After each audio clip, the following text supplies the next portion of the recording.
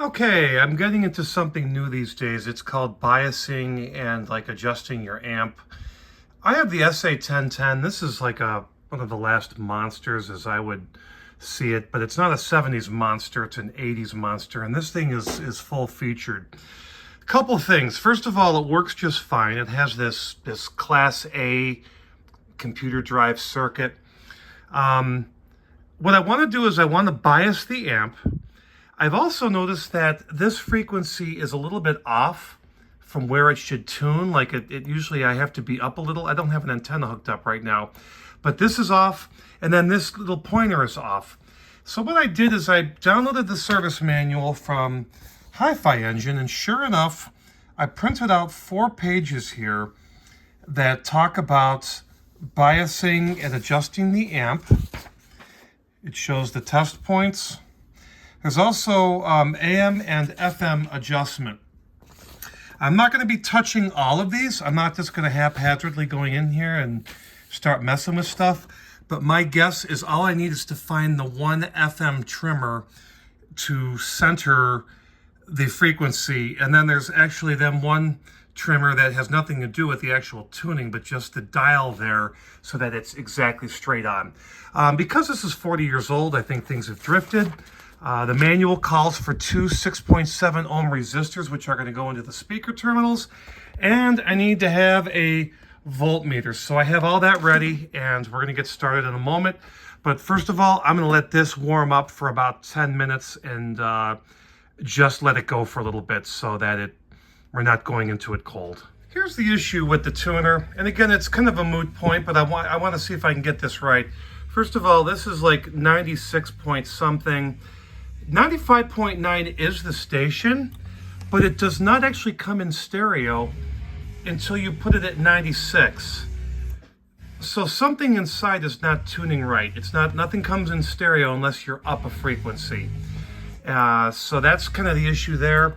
I do have the 2 resistors there. I also have speakers B hooked up, but I have speakers A. I have the 2 resistors in place, and we're going to start the adjustments in a moment.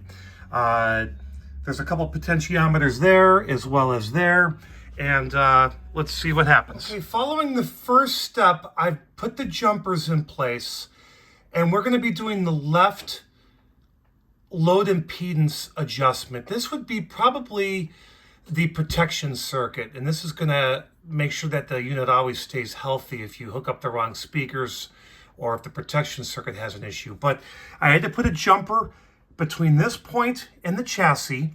You take your voltmeter, put it on DC volts, you ground it, and then you hook up the other to the left channel, and then there's a little potentiometer on the left there. I'm going to be adjusting that. Also, I'll be putting something around my hand because I don't want to influence the adjustment. The idea here is we want this to be at 0 and on a 20 volt range, and this has to be at the 200 millivolt range. This should be exactly 0. So actually, we're already 2 volts off. So it does go to show that this unit needs adjustment. After going back and forth, I got this to about -12, which is about the closest I'm going to be. So we went from a +2 to a -12. I'm happy with that. So we're going to do the right channel and see what we get. Hooked up to the right channel, we are at about a +1.3 volts. So this needs to be adjusted as well. I'm putting something around my hand here. That way I'm not influencing the adjustment. But we're going to get this down to as close as we can to 0. And once we're at 0, I'm going to switch the range mode here. And let's see what we get. Oh my gosh, that's spot on. I'm not even going to go further. So we're at a -0.3. So in sum, this was putting out, these were off by about 2 to 3 volts each. Again, it's the protection circuit, so I'm going to now move on to the next adjustment is this ICQ, which I believe is biasing, or this would affect the amp quality or the circuit that's actually putting out the sound to make sure that the transistors have the right voltage.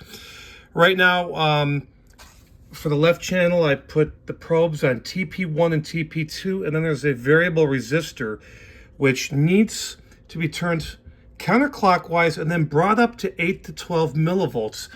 Right now, it's at 14 millivolts. And I have the probes in, and I'm going to adjust that down there down to probably around 10, since that's right in the middle. I was able to get it to about 10.4, so that brings it down within range between 8 and 12. We're going to go ahead and do that for the right channel now. Right channel is at around 4.6, so that's significantly lower than where it should be. So let me go ahead and put this screwdriver in, and let's crank this up to about 10, just like we did on the other one.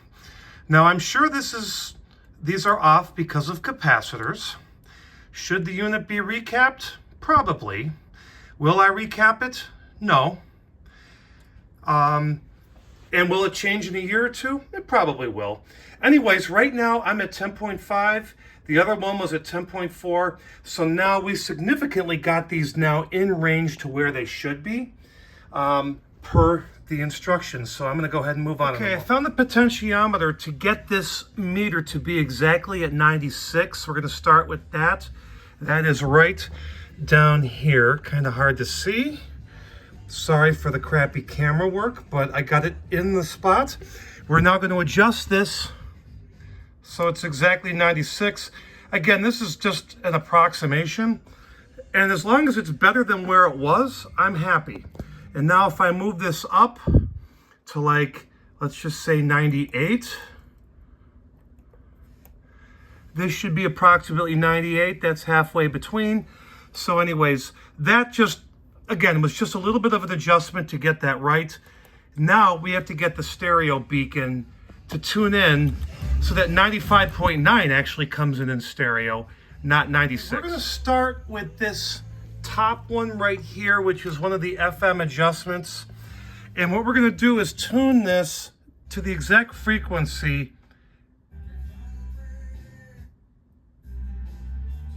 there we go, and I got it to come in stereo now. And I'm going to test another channel frequency. Let me try 94.7. And it looks like it's directly tuned in.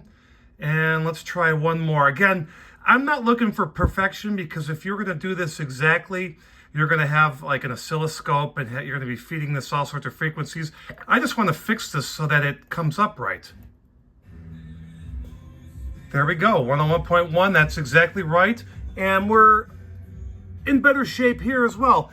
So at this point, I have completed all the adjustments I want to do for this particular receiver. I'm going to go ahead and crank it up and burn it in a little bit more. But anyways, that's just kind of an overview. And I know that the way I roll is pretty casual and my camera work isn't great, but take a look at your manual, your service manuals, and to get these things optimized is not all that tricky, especially if you read into it and you follow along.